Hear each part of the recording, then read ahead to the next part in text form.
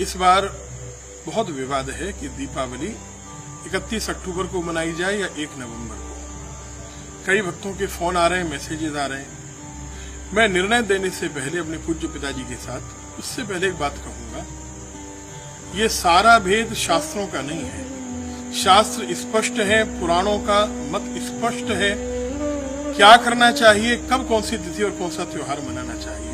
ये सारा का सारा जो भेद है ना, ये पंचांगों की गणना के आधार पर है। सौर और दृश्य पंचांग, इनके आधार पर, चित्रा और केतकी की गणना के आधार पर ये सब निर्णय किए जाते हैं। और इस समय वर्तमान में जो सौर पंचांग है वो विश्व, ऋषिकेश आदि कुछ पंचांग, और जो दृश्य पंचांग है वो भारत में 80 से अधिक पंचांग ऐसे हैं जो अलग निर्णय दे रहे हैं। शास्त्र क्या कहते हैं हम उसकी बात करेंगे। आपको अगर वास्तविकता में जानना हो तो पूरा वीडियो सुनिएगा, बीच में मत छोड़िएगा। इधर उधर के बेकार के वीडियो सुनने से अच्छा है कि हम महालक्ष्मी का पूजन मुहूर्त में करें। 1 नवंबर को ही दीपावली मनानी चाहिए, महालक्ष्मी का पूजन करना चाहिए।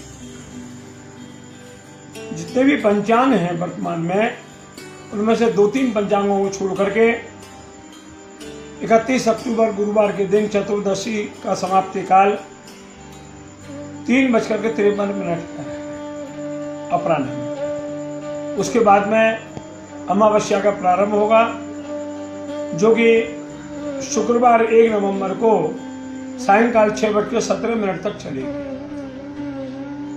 दोनों दिन अमावस्या का स्पर्श है प्रदोष काल में, परंतु शास्त्रों की आज्ञा है, जैसे निर्णय सिंधु है, धर्म सिंधु है, तिथि निर्णय है, जैसे कल्पद्रुम है इत्यादि जो भी बड़े बड़े ग्रंथ जिनको सर्वमान्य कहा गया है, उन ग्रंथों में यम प्रदोष व्याप्ति ग्राह्या दिनद्वय सत्वा सत्य परा स्पष्ट आया है कि दोनों दिन यदि प्रदोष में अमावस्या का स्पर्श हो तो दूसरे दिन ही श्री महालक्ष्मी का पूजन करना श्रेष्ठ काल माना गया है और वही उचित है। और इसमें विशेष करके स्वाति नक्षत्र का जो स्पर्श है वो भी सर्वहित मंगलकारी योग है। इसलिए सभी भक्तों को ध्यान करके 1 तारीख शुक्रवार के दिन ही प्रदोष काल में भगवती माँ जगदम्बा लक्ष्मी का पूजन सांगोपांग करना चाहिए, जो सर्वहित मंगलकारी है। शास्त्र स्पष्ट है कि अगर दोनों दिन अमावस्या प्रदोष काल में हो, यहां तक कहा तिथि निर्णय में तो कि अगर एक पल भी, एक घटी की बात तो निर्णय सिंधु में की गई है, जयसिंह कल्पद्रुम में की गई, लेकिन तिथि निर्णय में कहा एक पल भी अगर प्रदोष के समय अमावस्या हो तो दूसरे दिन ही अमावस्या मनाई जानी चाहिए। 31 को नहीं, 1 नवंबर को मनेगी, इसकी कोई काट नहीं है। सौर पंचांग के अनुसार जो लोग कह रहे हैं कि 5:15 बजे अमावस्या पूरी हो जाएगी, तो वहां एक और बात है, ध्यान दीजिएगा कि अगर अमावस्या 3 प्रहर से अधिक हो और प्रतिपदा वृद्धिगामिनी होकर बढ़कर 3.5 प्रहर से ज्यादा में अगले दिन समाप्त हो रही हो तो अगले दिन दीपावली मनाई जानी चाहिए। इसके अनुसार भी यदि प्रदोष पर हम ध्यान नहीं दें, प्रदोष के अनुसार भी दीपावली अगले दिन, अगर हम इस पर ध्यान नहीं दें तो भी प्रहर के अनुसार यदि देखें तो दीपावली 1 नवंबर को ही मनाई जाएगी। तीसरी बात, अमावस्या में पूजन में युग्म लेना चाहिए। युग्म माने किस दिन के साथ, किस तिथि के साथ उसका योग हो, चतुर्दशी के साथ या प्रतिपदा के साथ। कहा है अगर प्रतिपदा पड़वा के साथ अमावस्या का योग हो रहा हो, उसमें पूजन किया जाए तो वो महाफलदायी होता है, परम सुखदायी होता है, आपकी इच्छा और कामना पूर्ण करने वाला होता है, लक्ष्मी की कृपा प्राप्त कराने वाला योग है। लेकिन अगर चतुर्दशी के साथ युक्त होकर अमावस्या मनाई जाए तो उसका फल एकदम उल्टा विपरीत हो जाता है। अब इस पर जरा विचार करें। अगर आपकी पंचांगों की गणना में भेद हुआ तो उसका फल जनता क्यों भोगे?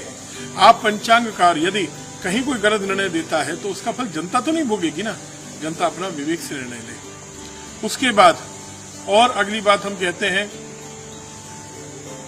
स्वाति नक्षत्र की बात। दो चीजें, एक आयुष्मान योग और एक स्वाति नक्षत्र, ये अगर दीपावली को अमावस्या को मिले तो अमावस्या मनाई जानी चाहिए, स्पष्ट है।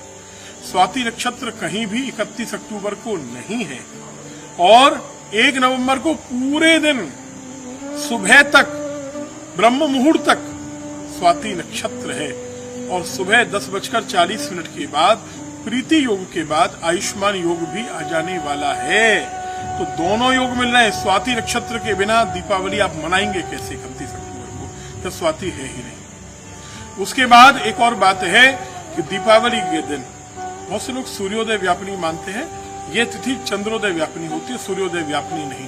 फिर भी अगर सूर्योदय व्यापिनी माने तो भी 1 नवंबर को ही मनाई जाएगी। उसमें कहा कि अगर सुबह, निर्णय सिंधु कहता है, प्रातःकाल सूर्योदय के समय अमावस्या हो और होकर प्रदोष के बाद एक पल भी मिल रही हो तो उस दिन अमावस्या मनाई जानी चाहिए। 31 को सूर्योदय के समय अमावस्या नहीं है। ये दोनों योग केवल 1 नवंबर को प्राप्त होंगे। अगली बात, पहले पितरों का पूजन होता है, बाद में लक्ष्मी का पूजन होता है। धारा उल्टी मत भाइये कि लक्ष्मी का पूजन करने के बाद फिर पितरों का पूजन किया जाएगा। प्रातःकाल अभ्यंग स्नान अमावस्या में बताया है। उस अभ्यंग स्नान के बाद पितरों का पार्वण श्राद्ध करना चाहिए और पार्वण श्राद्ध के बाद तब लक्ष्मी पूजन करके भोजन करना चाहिए, दिन में व्रत करना चाहिए। अब अगर ये देखें तो 31 को सुबह आप अभ्यंग स्नान जब करेंगे तो अमावस्या है ही नहीं, जब आप पार्वण श्राद्ध करेंगे तो अमावस्या है ही नहीं। तब आप पहले लक्ष्मी पूजन करके अगले दिन करेंगे सारे कर्म क्या? तो इसलिए 1 नवंबर को प्रातःकाल अभ्यंग स्नान करेंगे, अमावस्या है। पार्वण श्राद्ध करेंगे, अमावस्या है। प्रदोष के बाद अलग अलग जगह सूर्यास्त के समय में डिफरेंस होता है। अलग अलग जगह कहीं 6:15, कहीं 6:20, कहीं 6 बजे अमावस्या विश्राम ले रही होगी 1 नवंबर को।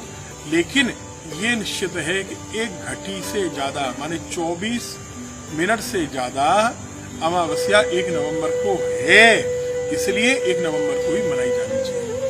जो लोग रात्रि को करते, बहुत से लोग कह रहे हैं सिंह लग्न नहीं है। कैसे नहीं है? 1 नवंबर को भी सिंह लग्न है। रात्रि को 12:51 के आसपास, समय के हिसाब से 15-20 मिनट आगे पीछे आपके शहर के हिसाब से अंतर होगा, वो आप टाइम डिफरेंस अपना चेक कर सकते हैं। तो उस समय भी सिंह लग्न है। देखिए एक और क्रम है, प्रदोष के साथ साथ अर्धरात्र व्यापिनी मुखिया देखना चाहिए। वो 31 अक्टूबर को है, लेकिन केवल एक आधार पर हम ये नहीं कह सकते कि 31 अक्टूबर को बनाइए। 1 नवंबर को अगर प्रदोष में है तो उसका पूजन करने का फल रात्रि को, 1 नवंबर को रात्रि में अमावस्या नहीं है लेकिन अमावस्या मानी जाएगी। जैसे सूर्योदय के समय कोई तिथि होती है तो पूरे दिन मानी जाती है, ऐसे चंद्रोदय के समय प्रदोष में जब कोई तिथि होगी तो उसकी व्याप्ति अगले दिन सुबह तक मानी जाएगी, जब तक अगला सूर्योदय नहीं हो जाएगा। इसलिए ये मूर्खता की बात कर रहे हैं बहुत से लोग कि रात्रि में अमावस्या नहीं रहेगी। रात्रि में जब आप दीपावली पूजन करेंगे तो वो शास्त्रोक्त नहीं है। बिना अमावस्या के आप रात्रि में सिंह लग्न में पूजन कैसे करेंगे? थोड़ा पढ़ लीजिए, थोड़ा अध्ययन कर लीजिए और ये कार्य कर्मकांडियों के लिए छोड़ दीजिए। मेरा एक निवेदन है, बहुत बड़ी बात, कर्मकांड के लिए छोड़ दीजिए ना।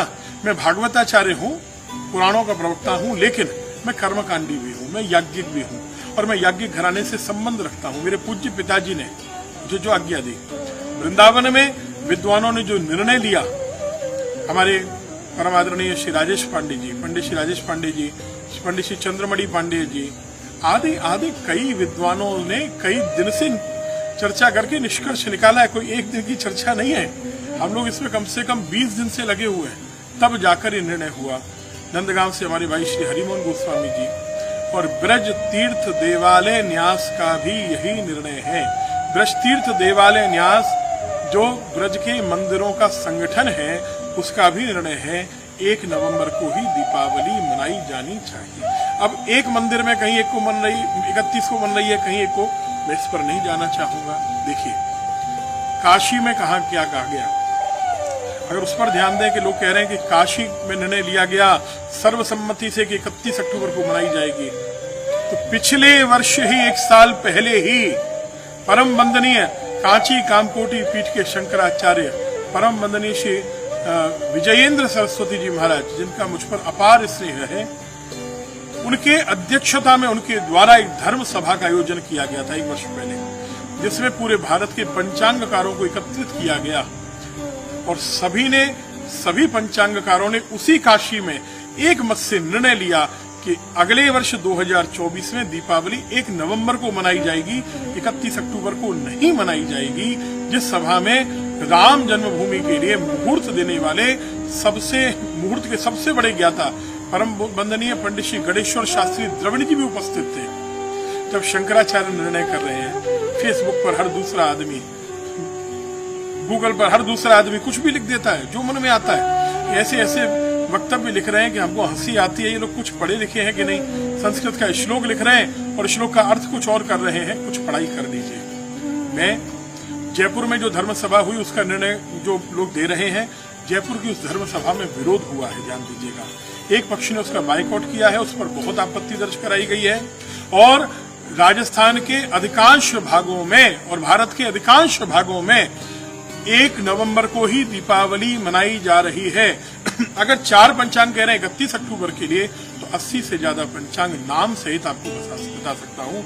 निर्णय सागर है, मार्तंड है, विश्व विजय है, ब्रजभूमि है, राजधानी है, आदि आदि कितने पंचांग हैं, जिसमें 1 नवंबर को है। 4 और 80 की तुलना आप कर सकते हैं।